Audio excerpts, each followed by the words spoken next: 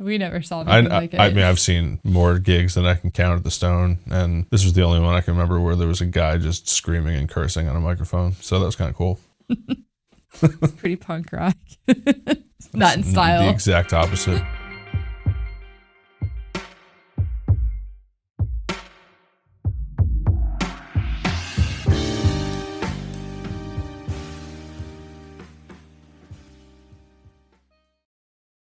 On this episode, we are going to talk about Face. It's all about Face. And the album that we're discussing, that we're putting out on Birch Grove Media by the end of this year, is entitled Fall 2009. It's a play on Braxton's Fall 1974. It's going to be out about 17 years. Yeah. I guess we'll go over that. We'll hit back on that later. Why 17 years? So, who's in Face? Face is a band of mine from a long time ago. I played trumpet, Andrew Carrico, baritone sax, David Schnug, tenor sax, Pascal Niggenkemper, upright bass, and Cody Brown on drums. And sometimes we had Matt Scollante doing some vocals. Matt Scollante's stage name was... Bastard. It's a great stage name. Like all in caps or something, right? I don't know. It's a great name. Which he also used that stage name, I believe, with Jewel Thief too, right? Another band. Jewel Thief featuring Bastard. Yeah, featuring Bastard. So actually, I believe Matt Scollante is the reason why this album is going to need an explicit warning on the cover. Definitely. Let's go into how we met each person in the band. Because it's a cast of characters, this band. I mean, all of the bands we work with are, but this band is very unique for a few reasons I have in mind. Yeah. I guess I'll go in chronological order. So I met Matt Scollante in high school, went to high school with him. I also met David Schnug in high school. We played in some New Jersey honors bands together. And then we went to college with Dave also. Mm-hmm. And then we moved to the city with Dave, and shortly after we started Face. So literally moved to the city with him. With him. And Matt Scollante too. Yeah, the four of us shared a Bedford Avenue apartment. Mm-hmm. Yeah. So then I guess I was introduced to Pascal in 2006 from Dimitri Michaelis. We played in a band called Meets together, recorded an album then next year. And I met Andrew. No, did I met Andrew or Cody next? I probably met Andrew next, playing music over at Matt Silberman and Max Goldman's house on McDonald Avenue. Right, which we talked about in another episode, how that was a whole scene in itself. Yeah, I think I met him there. Pretty sure I did. And then I met Cody Brown from our friend Trevor LaGrange, who knew him from Maine. So when Cody moved to the city, me and Trevor and Cody started playing together. So I guess that's how I met everybody in Face. And then Face kind of came out of a couple other projects I had. So I was doing this trio with David Schnug and Matt Keegan at the time called Actually.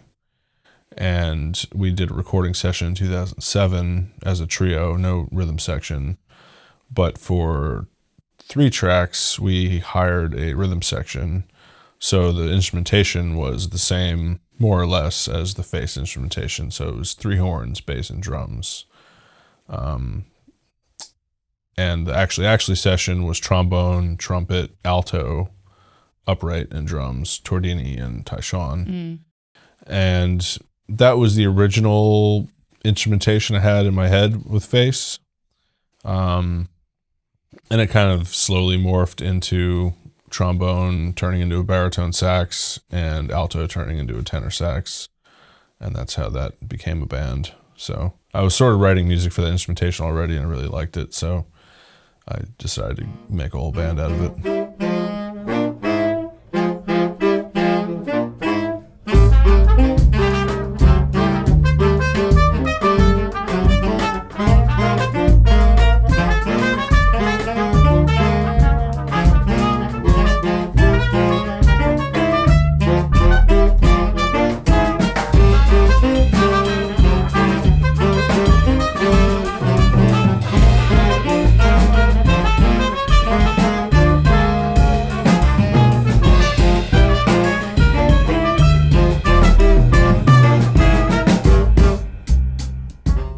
I guess at this point, we could talk about Andrew Carrico. May he rest in peace. Yeah.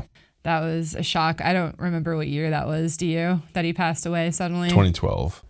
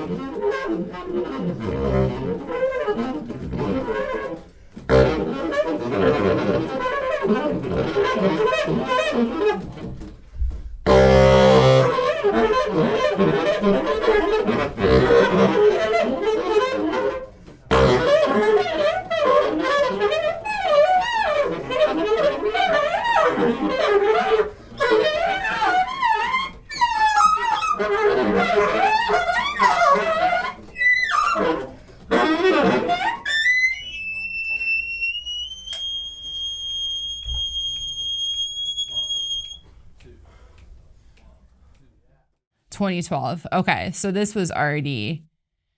album was already recorded. The band was working a lot, if I remember correctly, in between. Yeah, I mean, there were pauses, but we had lots of work and then no work and then more work and then, yeah. We did, I think I did 2 demo recording sessions before I ever did a real recording session, just to try to get gigs with the demo stuff. Mm-hmm. And those were kind of like loose, in my kitchen kind of recording sessions. I think we recorded one at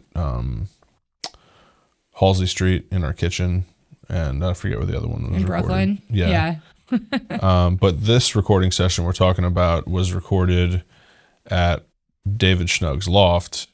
Evening Time Place was the name of that place. They did a lot of gigs there. And Bushwick Loft scene. Yeah. They put on, I think it was monthly, maybe it was twice a month, shows with 2 or 3 bands a night. They had a stage and a PA system and a little recording setup, so it was cool. And we just basically took over their loft for a day. It was on Halloween in 2009. Oh, was it? Wow. Yeah, you cooked us like pancakes and stuff for lunch.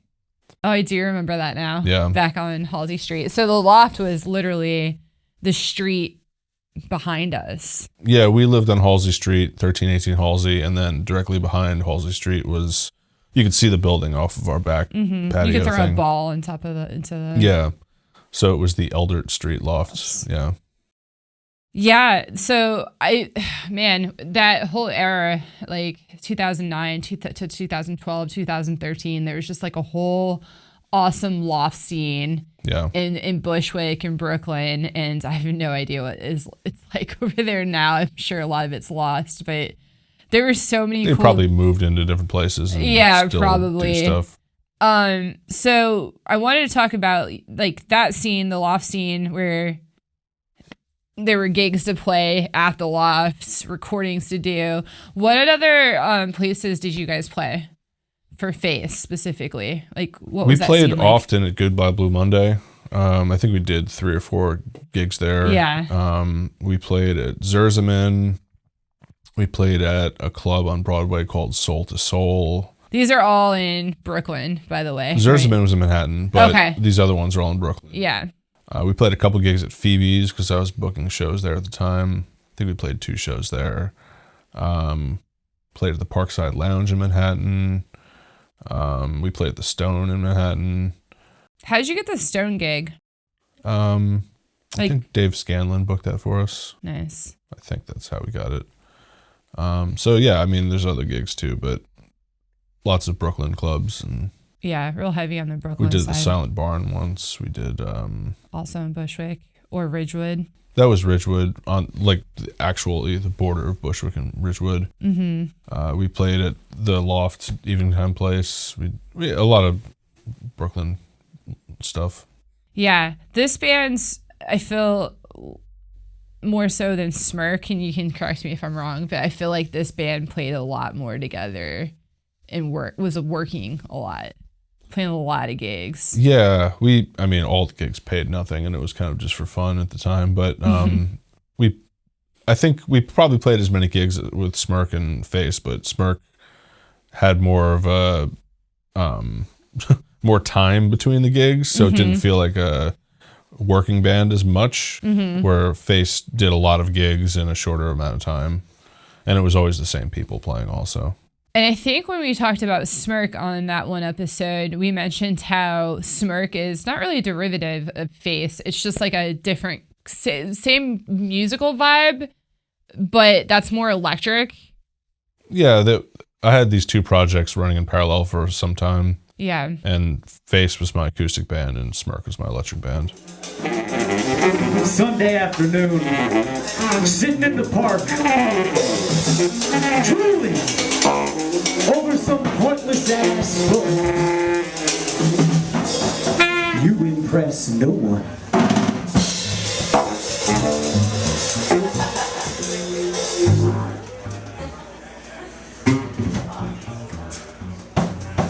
Listen. Thanks for doing your part to fit into the idiot con that you thought didn't exist.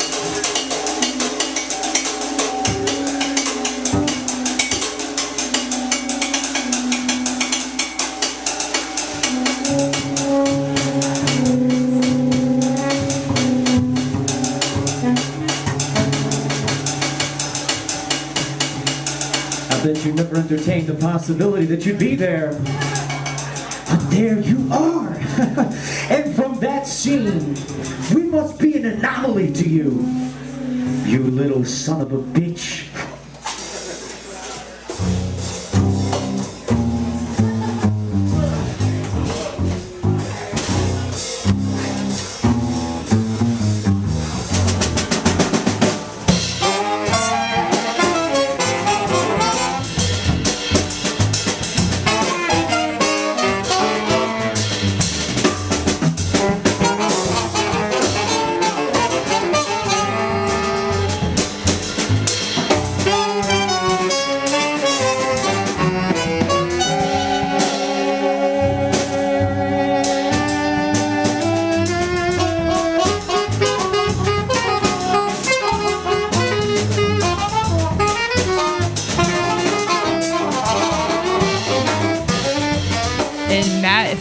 Correctly, like had this whole thing planned out. Like that was an awful. Yeah, he wrote all the lyrics. I didn't write these lyrics. Yeah, I should probably mention that.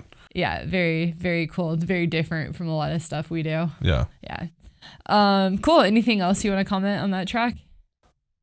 We did this song at the Stone, and I can't remember any other time going to the Stone and watching a vocalist get on a microphone and just curse and scream like this. Maybe that happened, but we never saw anything like it. I mean, I've seen more gigs than I can count at the Stone, and this was the only one I can remember where there was a guy just screaming and cursing on a microphone. So that was kind of cool. It's pretty punk rock. Not in style. The exact opposite of what I was Not in thinking. style, but in like vibe. So how did this group concepts, you kind of mentioned before, like you had the trio and this kind of grew out of that. But what about Matt? Like, how did he come into the picture? I guess Matt and I were listening to a lot of bizarre spoken word tracks at the time, and we just sort of came up with this concept together. I think a lot of it was inspired by 1960s and 70s Archie Shepp and other similar stuff like that. That's cool.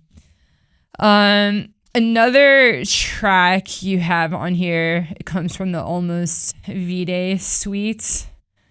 Yeah, I think there's going to be 2 movements of the suite on this album we're talking about. Okay. And tell us about what the name means, what there's a theme going on. It's not rocket science, but I mean, almost V-Day. So I wrote the first movement the day before Valentine's Day, not intentionally or whatever.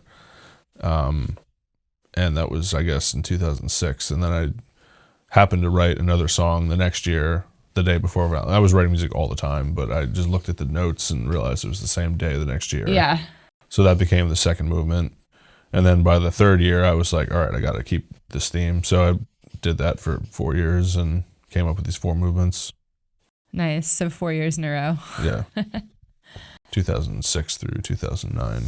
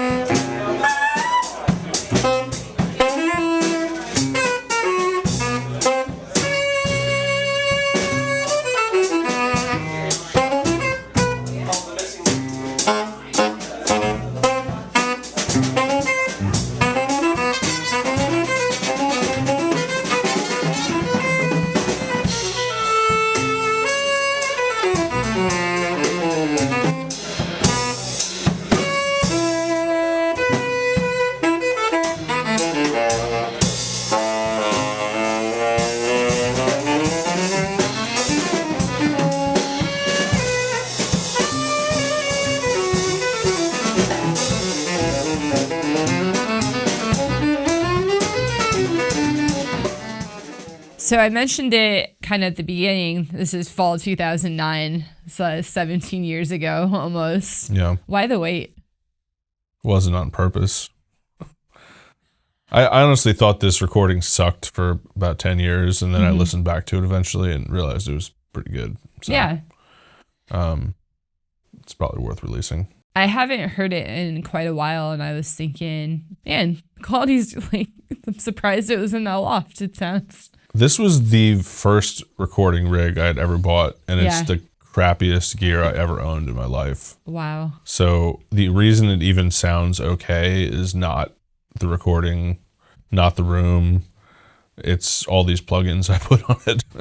So all the plugins you put on, like when? Like recently or? I'm still finishing it. So now, like the modern plugins I own now. So now you have the technology to basically improve. Yeah, and I might have had it before too, and I just didn't think to do it. But yeah, it definitely was recorded on the cheapest shitty equipment you can possibly buy. I think I recorded it 44.1 like an idiot because I didn't know what I was doing. It was like CD quality. You're supposed to do it at much higher quality and then, pare it down from that. So a lot of mistakes, but hey, it's cool recording. It's cool recording and definitely captures a moment in time for very definitive moment in the Brooklyn scene, kind of loft scene.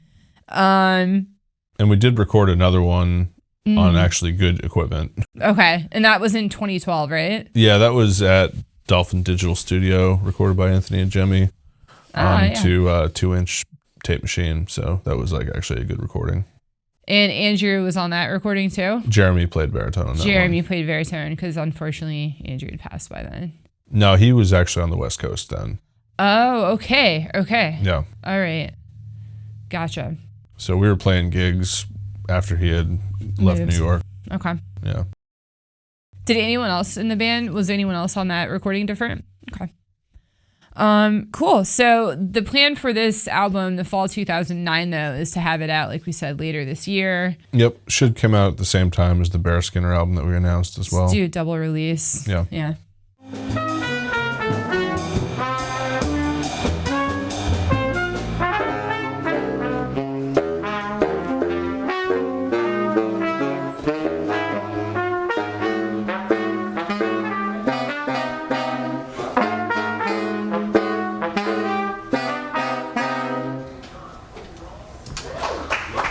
Face fall 2009 will be out later this year. On vinyl. On vinyl, along with Bear Skinner. Yep, same time for the release. In the meantime, though, we have our other album, Not Your Grandfather's Jazz by Smirk, ready on our website, vinyl and digital. So if you haven't checked that out yet, definitely go. Don't buy the digital, buy the vinyl. Yeah. Who wants digital? There's someone screaming at this podcast, this show right now. Fuck you. No, I'm just kidding.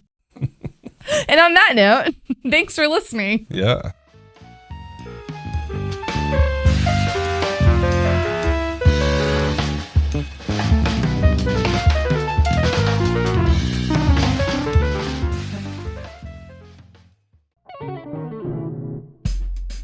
If you enjoyed this podcast, please visit birchgrove.io. It's the home base for our record label, Birch Grove Media.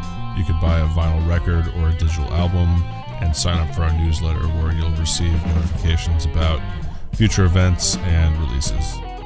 Also visit podfuelmedia.com. I'm one of the owners of this company, and if you like how this podcast was produced, we do that for our clients: audio, video edits, syndication, consulting, and startup for a new podcast. So book a call with us and we'll get your podcast going right away.